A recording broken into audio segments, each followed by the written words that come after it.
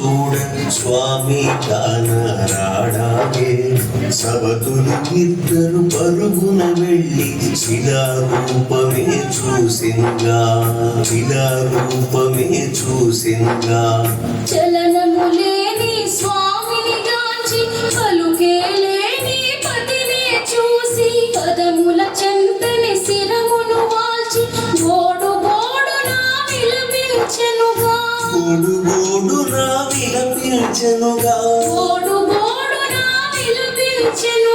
వెంకటేశుని చరితం వింటే పాపములన్నీ తొలగు గదా ఏడు కొండలు ఎక్కినంతని మనసే పరవశముందు గదా వెంకటేశుని చరితం వింటే పాపములన్నీ తొలగు గదా ఏడు కొండలు ఎక్కినంతనే మనసే పరవశముందు గదా